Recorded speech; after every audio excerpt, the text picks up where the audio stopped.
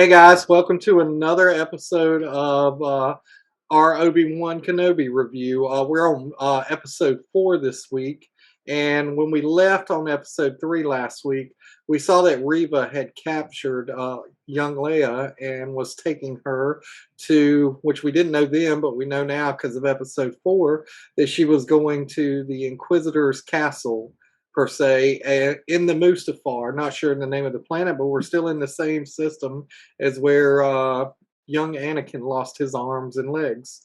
Uh, so, um, so we kind of get to see the Inquisitor's castle fortress. We've seen this before if you played the game Jedi Fallen Order, and also you probably saw this in Clone Wars some in Rebels. But we get a really good insight into what that looks like. First impressions on this episode, guys. I thought it was a decent episode. You got another chance to see Obi-Wan break out the lightsaber. We got another hallway scene that Star Wars seems to like so much, fight in the hallway. He had an opportunity to show Leia exactly what he could do. And she believes he's a Jedi now. Hallway scenes seem to be more everything. If you think about Netflix's Daredevil series, there's some really great hallway fight scenes in there as well. Yeah. Yeah, the Netflix Marvel series definitely like popularized the hallway fight scene. But honestly, I mean, I'm still really enjoying the show. This was kind of like a bottle episode. It was a heist to get Leia out of the Inquisitor's castle, and we learn a little bit more about the Inquisitor's castle. I feel like the show is a movie that was basically extended into a 6-hour TV show, so it is starting to drag a little bit, but the performances are good still.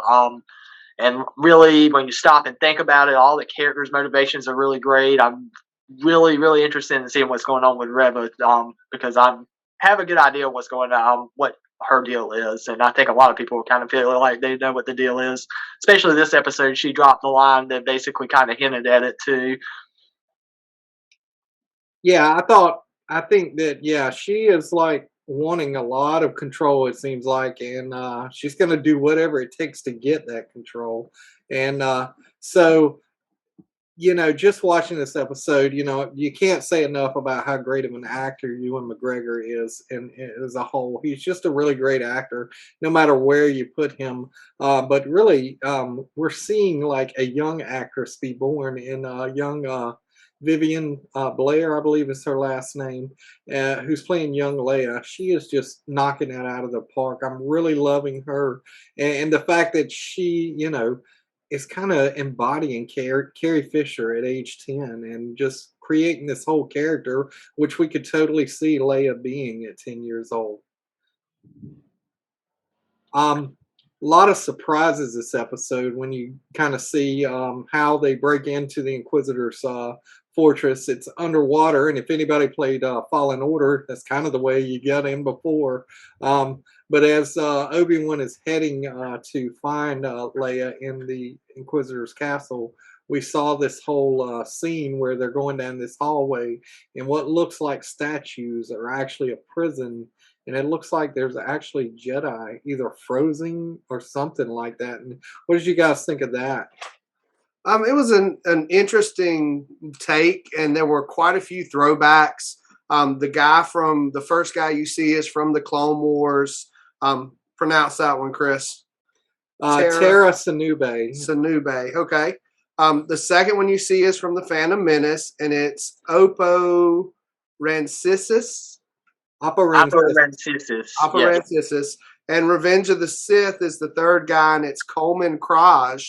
And these were all throwbacks to the Clone Wars and to the prequels. Right. You see all these little Jedi, all these Jedi statues, and then the one that just tugs at your heartstrings is that kid that looked up and said, "Anakin, what do we do?" And it's that kid from Revenge of the Sith, where we saw how evil Anakin was then, and we know what he did. We never saw it, but we know what he did to those kids.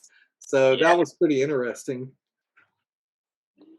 Definitely, it's really kind of the point they drove home is that this place was kind of becoming the tomb for the Jedi. Just, I guess, the Empire's way of showing, hey, we got you. Very, very eerie and very frightening stuff there, in my opinion. Yeah, absolutely. Absolutely. Also, this episode, we'd be remiss not to mention that we got the introduction of O'Shea Jackson's character. His name is Roken. And if you read into the Star Wars lore, know anything about it, he is actually a smuggler who is helping force sensitive youth, kind of like an underground railroad type thing in space to get them away from the Empire. And for those of you who don't know who O'Shea Jackson is, if you haven't, go back and watch the movie Straight Outta Compton. He plays Ice Cube's character, and the really cool thing about that is he is actually Ice Cube's oldest son. So he basically played his dad. He's a really great actor, and I don't think we're done with him yet in this series. What do you guys think about that?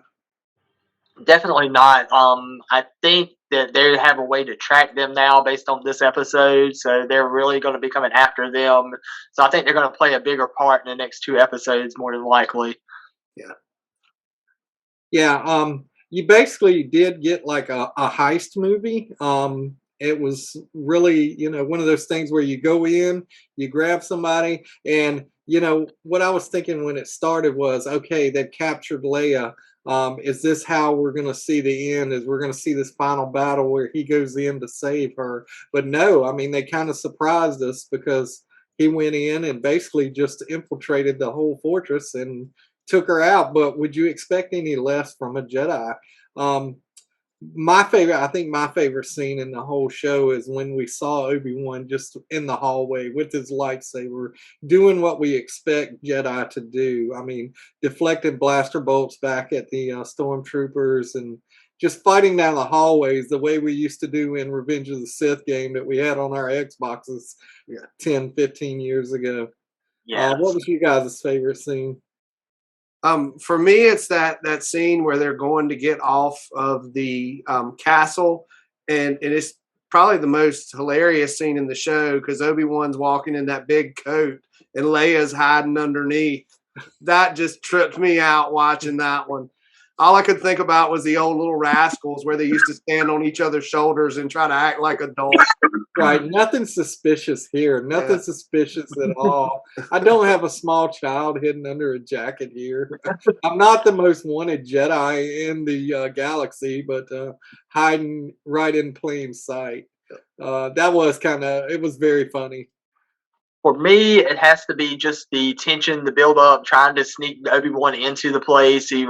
She keeps getting distracted and can't having to figure out a way to get him in like he's and trying to get him around and get him around the security. Just that tension, and like you said, it's a heist movie, so everything just kind of seems to be going. You're trying to get something going, try to make a plan, and everything just goes wrong all the time.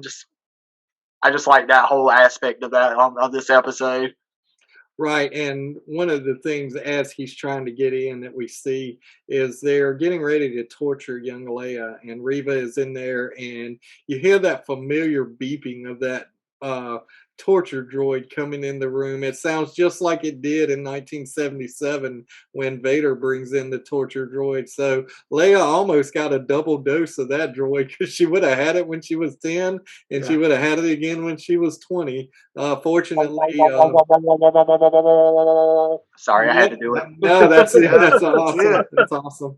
And so when they're questioning Leia, they ask her where Obi-Wan is, and she makes a reference to a planet called Planet Form. Josh, you want to tell us what that is? Well, now Planet Form was mentioned not by Leia, but by the woman that was helping Obi-Wan. Oh, okay. Because she was trying to distract them. So she tells her that Obi-Wan is on Planet Florum. And if you've watched the Clone Wars, you'll know that Planet Forum is the base planet for Hondo Anaka from the Clone Wars. Hondo Anaka. Welcome, everyone. Nice. Yes. Nice. Yeah, I can't wait to get to Disney one day and actually see him on the Star Wars ride. maybe when the Brothers Boyd start making a lot of money, we can take a trip down and do a Brothers Boyd visit Galaxy's Edge. Yeah, I would That love would be that. fun. yes. So yeah, overall, this show, this particular episode, I enjoyed it. I don't know that it was my favorite. I think the first is still going to be my favorite. Just the beauty of seeing Alderaan and being surprised by having a young Leia show up and things like that. But I understand we have to keep the story moving along. Sometimes you have to have filler. I don't feel like this was filler, but I would say if I was ranking 1 through 4, I would probably put this one at maybe a 3. What were you guys' overall review on this one? I kind of feel the same way. I feel like we're moving the story along. We didn't get any real surprises in this episode, so I feel like they're holding all that stuff for the 5th and 6th episode, and that's where we're going to see some of that major stuff. I was missing Vader. I know we got him a little bit here, but I wanted to see more of him again. Yeah, his presence when he's there though is quite intimidating. But yeah, I feel like this felt like a 10-minute segment of a movie that got stretched into an hour-long segment of a TV show. Like I really do feel like this is like a 2.5-hour-long movie that's basically got stretched into a series. I know the origins of it was I think that we're going to do a movie at first, but yeah, I do think the pace is really going to pick up next week though, and towards the end because you really are racing to the finish line now. Though honestly, I'm really loving it though. There is a lot of good character work. Like Chris said, Ewan McGregor's performances have been great throughout the whole thing. I'm honestly really interested to find out what Reva's deal is. I have some ideas. Of where this is going by the end of it, but I'm not getting. This isn't really about. We're not really going on about theories here. We're just kind of discussing the episode, so we'll just go with that for now. Right. We'll see where they go from there. Yeah. It tends to be episode 5 on these Disney / Marvel / Star Wars shows where we get that big character reveal or surprise. So I'm really interested to see who kind of shows up maybe at the end of this next one to start setting up episode 6. I'm totally fine with us having an hour-long Obi Wan Kenobi Darth Vader battle in the last episode. If you want to do that, do it. But think that's where we're going, honestly. There's going to be a fairly sizable battle towards the end here. Right. Let's bring Steven Spielberg back to direct it like he did the one for Revenge of the Sith so we could get a really cool battle. Although in Favreau and Filoni we trust. So, you know how that goes. Well, that's all we got for you today. We are excited because we're filming this on Sunday, so we only got 3 days to wait till we get episode 5. Hopefully you guys are excited as well. If you like what you saw, hit that like and subscribe button and follow us on all of our socials down here. And, tell your friends about us and keep coming back and keep watching these shows and keep visiting your local comic shop as well and reading those books and keeping them going. And until we see you next time, we will see you at the shop, and may the force be with you.